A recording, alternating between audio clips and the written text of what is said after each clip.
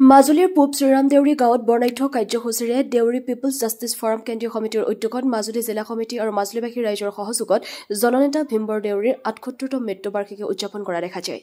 উক্ত কাৰ্যসূচীভাগিত পুৱাৰ ভাগত পতাকা উত্তোলন শ্ৰদ্ধাঞ্জলি অৰ্পণ কৰি বিয়লি বেলাৰ পৰা বৰ্ণাঢ্যভাৱে ৰাতি ভাগলৈকে এখন বিশাল সভা আৰম্ভ কৰা দেখা যায়। তেখেতসকলে আমাৰ নিউজ চেনেলৰ জৰিয়তে অসম চৰকাৰক বিভিন্ন ধৰণৰ দাবী উত্থাপন কৰা দেখা যায়। তেখেতসকলে জনায় যে যোৱা বছৰৰ পৰা জননেতা ভীমবৰ দেউৰীৰ মৃত্যু তিথিটো দেউৰী দিৱস হিচাপে উদযাপন কৰি আহিছে। মাজুলীৰ পৰা সাংবাদিক বিজিত কুমাৰ নাথৰ ৰিপৰ্ট AIN লাইভ। নিশ্চয়কৈ দেউৰী পিপলছ ফাৰ্মাৰ জাষ্টিছৰ উদ্যোগত মাজুলীবাসী ৰাইজৰ সহযোগত বিশিষ্ট দেউৰী জননেতা ভীমবৰ দেউৰী আজি ৭৮ সংখ্যক মৃত্যুবাৰ্ষিকত আমি উপস্থিত হৈ এনি ভাৰত আৰু লগতে AIN দুইটা নিউজ চেনেললৈ মই ধন্যবাদ জ্ঞাপন কৰিছোঁ। আপোনালোকে আমাৰ এই ৰংগমঞ্চত আহি আজি দেউৰী দিৱসৰ জননেতা ভীমবৰ দেউৰী দিৱসটি আপোনালোকে সম্প্ৰচাৰ কৰিব অহাৰ বাবে আমাৰ দেউৰী পিপলছ জাষ্টিছ ফৰামৰ লগতে কেন্দ্ৰীয় সমিতিৰ উদ্যোগত মাজুলী জিলা সমিতিৰ আৰু লগতে মাজুলীবাসী ৰাইজৰ সহযোগত জননেতা ভীমবৰ দেউৰী ৭৮তম মৃত্যুবাৰ্ষিকী উদযাপন লগতে আমি এই যোৱাবাৰৰ পৰা আমি দেউৰী দিৱস হিচাপে পালন কৰি আহিছোঁ। আৰু এইবাৰ আমাৰ পূব শ্ৰীৰাম দেউৰী মাজুলীত আমি এই কাৰ্যসূচীটো আমি লোৱা হ'ল।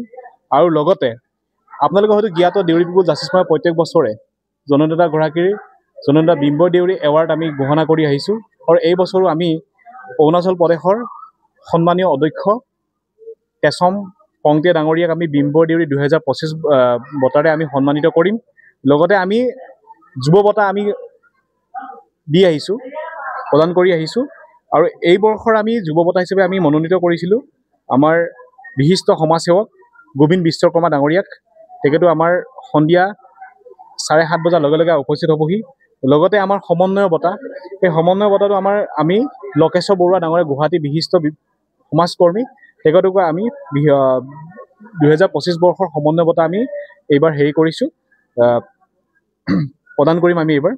আৰু লগতে আমাৰ এই কাৰ্যসূচীটো আমাৰ যেনেদৰে আমি পালন কৰিছোঁ অকল এইটো দেউৰী সমাজৰ কাৰণে নহয়, জননেতা ভীমবৰ দেউৰী অকল দেউৰী সমাজৰ কাৰণে নহয়, সমগ্ৰ অসমৰ সমগ্ৰ উত্তৰ পূৰ্বাঞ্চলৰ জাতি বৰ্ণ নিৰ্বিশেষে যোনজন ব্যক্তিয়ে নেকি অসমখনক পূব পাকিস্তানত চামিল হোৱাৰ পৰা বচোৱা মানুহজন হৈছে ভীমবৰ দেউৰী।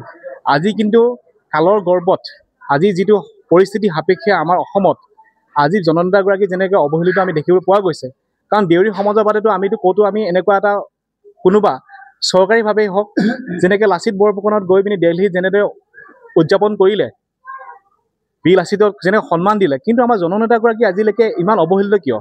না আজিলৈকে ইউনিভাৰ্চিটি এটা হ'ল, না তেখেতৰ আজি সম্পূৰ্ণভাৱে নামাকৰণ এটা ক'ৰবাত মেডিকেল কলেজ হ'ল, না ক'ৰবাত আমাৰ ভীমবৰ দেউৰী সমন্বয় ক্ষেত্ৰ হ'ল।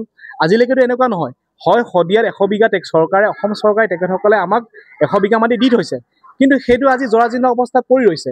আমি বাৰম্বাৰ দাবী উত্থাপন কৰি আহিছোঁ দেউৰী পিপলছ জাষ্টিছ ফৰামে যে জননেতাগৰাকীক অসম চৰকাৰে সন্মান দিব লাগে, ভাৰত ৰত্ন দিব লাগে। আৰু লগতে ভীমবৰ দেউৰীৰ নামত গুৱাহাটী মাজমজিয়াত থকা যিকোনো এটা উৰণীয়া সেতু নিৰ্মাণ কৰি থকা অৱস্থাত আমাক নামাকৰণ কৰিব লাগে জননেতা ভীমবৰ দেউৰীৰ নামত।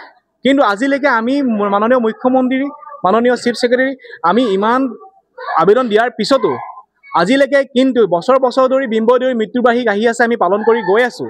কিন্তু আমাৰ খুব তাতেই আমি মৃত্যুবাৰ্ষিকী পালন কৰি গৈ আছোঁ, কিন্তু সম্পূৰ্ণৰূপে কি হয়, আজিলৈকে অসম চৰকাৰে কিন্তু আমাৰ জননেতাগৰাকীক সন্মান দিবলৈ উচিত যিটো মূল্য, যিটো সন্মান দিব লাগে, এই সন্মানৰ পৰা আমি কিন্তু দেউৰী সমাজে বঞ্চিত হৈছোঁ, আমাৰ জননেতাগৰাকী বঞ্চিত হৈছে।